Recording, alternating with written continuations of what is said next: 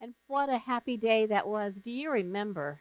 Go back in your mind a little bit to when you finally made that decision that Jesus was going to be your Savior. Do you remember how that felt to have those sins washed away, to, to become a new creation in Him? Man, that is, if nothing else, that was one of the happiest days of my life, not knowing that I had somebody bigger than me to lean on, knowing that I didn't have to carry my burdens by myself, and knowing that He could wipe away all the guilt and all the shame. Man, that's priceless. I won't keep you very long tonight, but I want to tell you that I'm very proud of each and every one of you. And wherever you're at in your life right now, just invite God in to bring His presence right there in the middle of whether it's your storm or your victory, if you're at a high place in your life or a low place in your life. It's better with Christ. So don't try to carry these burdens on your own. We weren't designed to do that. That's why they feel so heavy at times, because God said, I didn't design you to carry it. I designed you to let me help you carry that. So lay down your burdens tonight. Don't let them weigh on your shoulder any longer. Ask God, if you struggle sleeping at night, ask God to give you peace so that you can rest. If you have trouble with not feeling encouraged, ask Him to give you happiness and joy in your heart. One of the things in the Bible that I want to talk about tonight is it's about wisdom. And God says if any of us lack wisdom, just to ask. Man, you can't get a whole lot easier than that, right? Just to ask.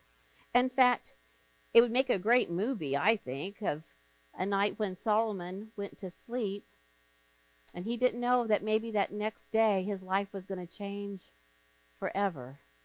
But see, God had been watching him. And He knew what Solomon would be able to do in his future.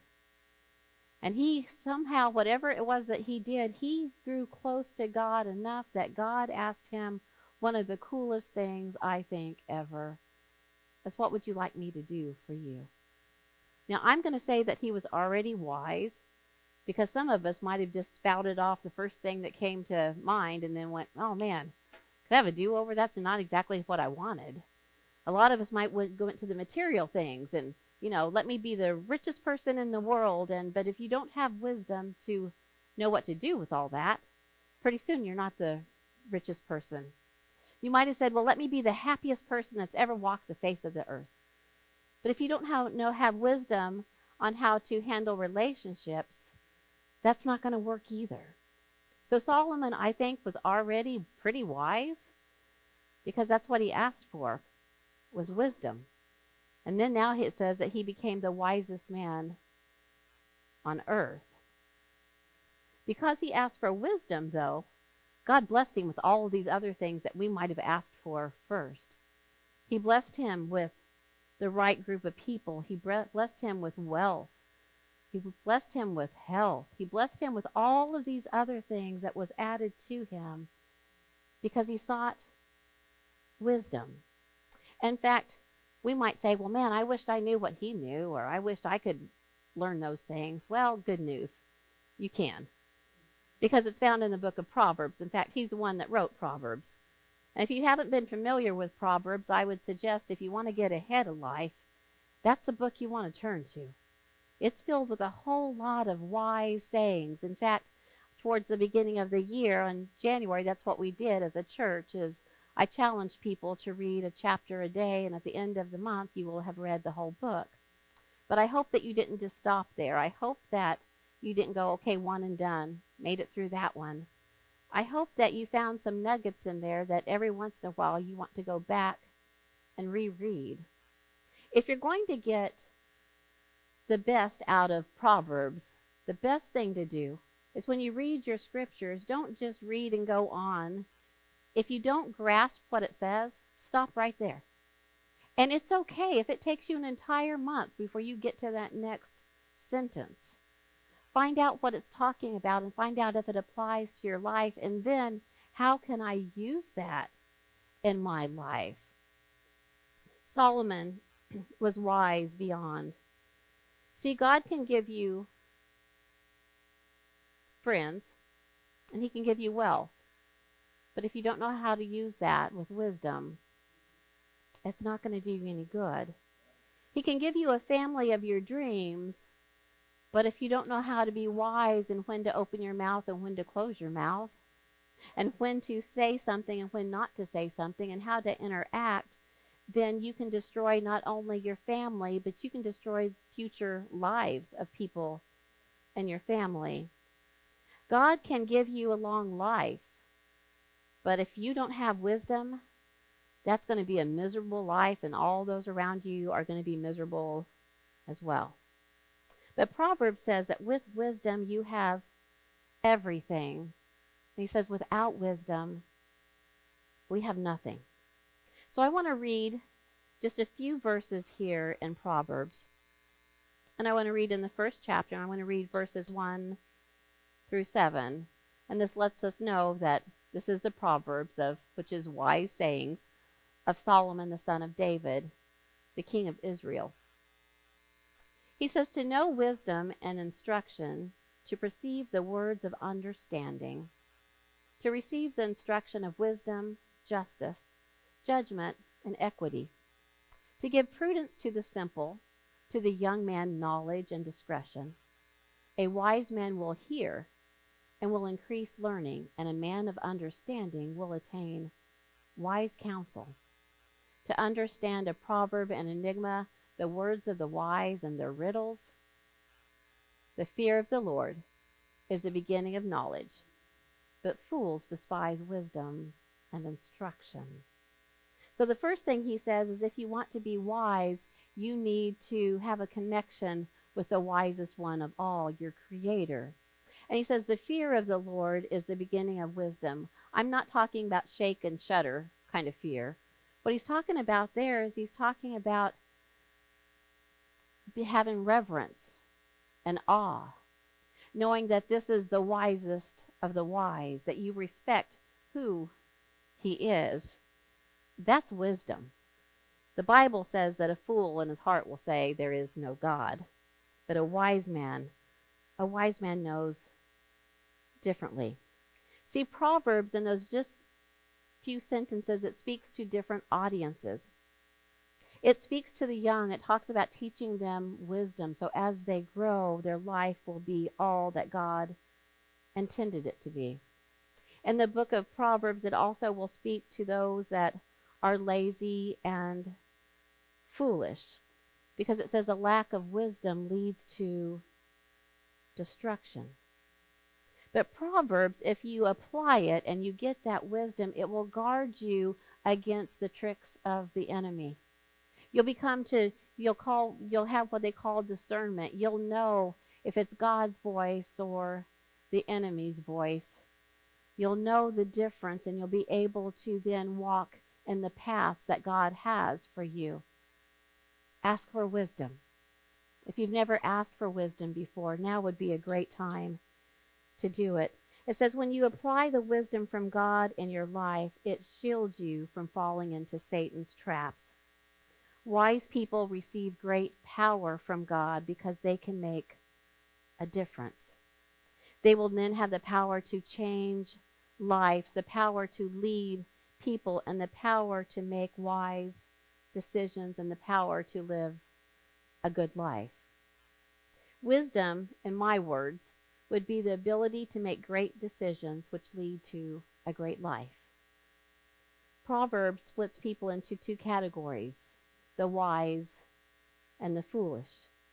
The wise, Proverbs says, can get wiser, and here's the good news, the fools can get wise. They don't have to stay a fool. Maybe they've just never been taught. Maybe they've been told all their life that they just don't know a whole lot, and that's okay because nobody in their family was very intelligent, very wise. But we want to make sure that there's a difference between knowledge and wisdom. You can have knowledge, but wisdom's what tells you when to open your mouth and keep your mouth closed. You can have education, but a wise person knows how to use that in a career. They know when to use their education. I had a revelation one time when I was much younger. It amazed me. I always thought that people were born with common sense. I didn't know that was a gift. I truly thought You're born, you breathe, you have common sense. And I was flabbergasted because a few of the people that I thought were very smart, and they were very book smart, they really were, but they had no common sense. And I began to think, if I had to trade one for the other, I think I would go with the common sense. So, see, you can be filled of all kinds of head knowledge, but if you don't know how to use it, it actually is a detriment to you. Pray for that God given wisdom. It says that the Lord will give you wisdom, and the one who has wisdom is blessed. One of the prayers that I pray, and I want to share that with you because I would love for it to be a prayer that you pray, is, God, let me walk the rest of my days in your wisdom. Don't let me walk my ways any longer. Show me which way to walk. Give me your wisdom. See, a wise man, he knows when to be quiet. He knows when to speak. A fool will lose his temper and bring destruction upon him and his household. The Bible tells us that a wise man will trust the Lord in all of your ways. And he's not going to try to figure it out himself. Oh, I'm guilty of that one. How could you possibly do this, God? Because when I watch TV or I read a book, I like to try to, in my mind, jump ahead and see if I can figure out who did it or what happened or which is the best way that they should go. And I have to be very careful to not put my ways in on God's ways. So the Bible tells me that a wise person is going to even say, I don't know how you're going to do it. It's not up to me. God, I'm going to trust you. When you do that, then God says, then I'm going to make your paths straight. I don't know about you, but I like walking the straight line a whole lot better than the twists and turns and curves. It's a lot easier to walk that straight line. And that's what God says he's going to do. He's going to make that path straight in front of you when you trust in him. He tells us not to be wise in our own eyes, because what is true and right for us one moment can be not true and wrong for us in the next moment. We change. If you mature with your emotions, can't you look back if you're older and say, I do not value the same things that I valued when I was 15. My priorities, they've changed. What was important to me at 16 and 17, at 30, it's no longer important to me. My values have changed. My priorities have changed. But see, God doesn't change. So that's why he says, don't be wise in our own eyes. Be wise through his eyes. It says that if you're wise in your own eye and his ways, and you fear the Lord and you turn away from evil, that it says it will be healing to your body and refreshment to your bones. That's a good deal. That's a great exchange. See, a wise person receives godly advice. In the scriptures that we read, it said that he will listen to wise counsel, and a godly person will take correction. A wise person, when they're corrected, they will look at that and they will say, is there any truth into this, God? And then show me, teach me. God can work with somebody that's humble and takes correction and is willing to change and adapt. So a wise person will stay humble. A wise person will stay teachable and correctable. And then you'll have the blessings of the wise. Anybody that's in business and has employees, one of the best gifts that you can receive in an employee is an employee that maybe is not the best or the smartest, but they're the most teachable. That you can mold them and you can teach them and how you want things to be ran, and they'll listen. You can correct them and they don't throw down their hat and say, that's it, I'm out of here, I quit. But if you're correcting them so that they can be the best they can be, that your company can be the best that it can be, and you find somebody that can take that correction, oh man, when it's time to do that promotion, somebody else may have been more qualified, but maybe they balk anytime that you come to them with any kind of constructive criticism. Man, that one over there that's teachable, May not be as smart, doesn't have the degree on the wall, but that's the one I'm going to give it to. That's the same way with God. Never think that you're not good enough. If you are humble before his eyes, even though there may be people more qualified, he will lift you up and he will promote you right in front of those that you thought was more qualified. Why? Because you admitted, I'm nothing without you, God. Teach me. Show me. God can work with a person like that, and he will bless you in so many areas. You became a Christian. That was wise. You came to church. That was wise. And you listened. That was wise. So see, you're already on your way for wisdom. And we can all ask for more of God's wisdom. So what I would like for you, challenge you to do is I would like for you to reread Proverbs. Don't worry about trying to read a chapter today. I'm not asking about that. But before you read it, ask God, say, show me. Show me what I need for my life right now. That's a problem that a lot of us do with the Bible. We'll just open it and start reading, and then we forget where we were at, and it doesn't make any sense. Pray before you open up the Bible. It doesn't have to be a long prayer. It can be just like, Holy Spirit, speak to me. Speak to my heart at this time in my life what you want me to see. That's wise. That's when it says that the Bible will come alive for you. It's personal. See, two people can read the exact same story in the Bible and walk away with something completely different.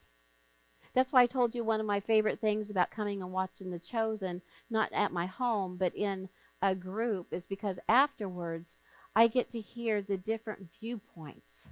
I saw the same thing they saw. But it's so interesting because for their perspective and where they were and their experiences, they may have got something completely different out of it. And I love that because that broadens my experiences. That broadens my wisdom and that thinking, man, I didn't even see that. But now that you mention it, I like that. The Bible is the same way. It's going to speak to you personally. But you have to be wise enough, number one, to open up the Bible. And number two, to ask God to show you. Show me what you're wanting to show me in this. Look for yourself in the story. Don't just read it as some characters. Because isn't it true? We can think that we're the only one in the world that goes through a certain thing, and for some reason somebody crosses your path, and the thing I've said so often is, you too? I thought I was the only one. Well, you can put different descriptive words to describe their environment, but if you pay attention to the stories, they're struggling with the same things back then that we struggle with now. They have the same identity crisis. They have the same economic woes, the same social status woes, same kinds of temptations, maybe just comes in different bottles. But they've gone through the exact same thing. The same feelings of not feeling good enough, the same feelings of being betrayed. So when you read a story, don't read it as just some characters. Man, see if you can find you in it. There's one parable that I tell you at different times in my life, I played every single role. I thought I was this one, and then the next time I read the story, I'm like, well, you know what? I've changed costume. Because now apparently I'm this one right here, because that's speaking to me right where I am. See, that's what wisdom will do for you. If you ask for wisdom, that book will come alive, and it will become one of the most exciting life manuals that you could ever come across. In fact, we take it so for granted that if I were to tell you, hey, I made this great discovery, and I found this ancient book, and we don't know God, we haven't been able to see him face to face, but I have his writings. In fact, this book is so wonderful, not only will it speak to where I am, it will speak to where I'm going. And it will tell me what's going to happen in the world. It already knows, it has already laid out the plans of what is going to take place in my lifetime and then even after my lifetime. In fact, it doesn't even stop there, it goes to the end of the world. I wasn't there at the very beginning, but guess what? We have the mystery solved now. We can read what took place. But see, this book is so valuable that not everybody can have it.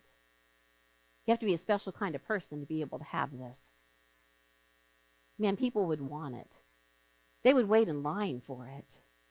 But because it's so available, and I'm grateful that it is, but because it's so available, sometimes we forget what a priceless treasure we can hold right in our hands. And now with the age of technology, what's wonderful is we can look up on the computer and it will even tell us what that Bible says in words that we can understand. And we can type in a subject and you can say, I'm feeling a little lonely right now. And it will pop up with all of these words that God inspired people to write down. It's just like God's pulling up a chair and sitting down next to you. And he says stuff like, I'll never leave you or forsake you. Stuff like, I'll stick closer than a brother. Stuff like, I've known you since before you were born. And I know you're going to do great things. And you're never going to be alone. I'm always going to be with you. See, you can pull that up. Any other thing that you're going through, type it in. But when you read it, don't just read it. Put your name in there. Let him speak to you. Let it become personal. You can even imagine, if you want to, what his voice sounds like. I don't know. I think Morgan Freeman a lot is a really good God voice. So in my mind, Morgan Freeman is talking to me. Jesus, for some reason, when he's talking to me, he does have a little bit of a different kind of accent, but God has that deep voice. And so I'll picture that when I'm reading different things, and I'm reading things about that he will hold me up with his right hand. That's the voice that I hear. You put in whatever voice that you want, but make it personal. Because see, the more personal you make it, the more the Savior will be a personal Savior to you. That opens up your world for him to be in every area of your life. Don't you like it when you get in a car and somebody knows where they're going and you can kind of relax? It's not up to you to pay attention of where to turn and where not to turn. You just get to go along for the ride. Well, see, that's what it's like when you give your life to God. He knows exactly where he's going. And you just have to ride along and go, I'm glad you're doing this one. And that's when life becomes a great journey. So I challenge you to reread Proverbs again. To spend some time asking God for some wisdom. And if you already are pretty wise, I think we can use even more. Every day that I wake up, I want to be a little bit more wise than when I went to bed. If you apply what you learn, then God will honor your efforts and he'll bless your life like he never has before. I want to congratulate you again and tell you how you inspire me. And in hearing your story, I gain wisdom. I gain wisdom because, see, I haven't walked the same roads that you have. But when you tell me your story and how you overcame and how God moved in your life, I walk away with wisdom, not just for myself, but I want you to know that so often I use your stories, without your name, of course, but your stories to help somebody else that I run across that maybe has a similar path. So never be ashamed of your testimony and your stories, because your stories is what changes the world. Why do I know that? Because your stories is what helped change me and make me even a more wise person. So tonight, in closing, I want to tell you that I love you, that I'm proud of you, and I already think you're pretty smart, but I think we can be wiser. God bless you.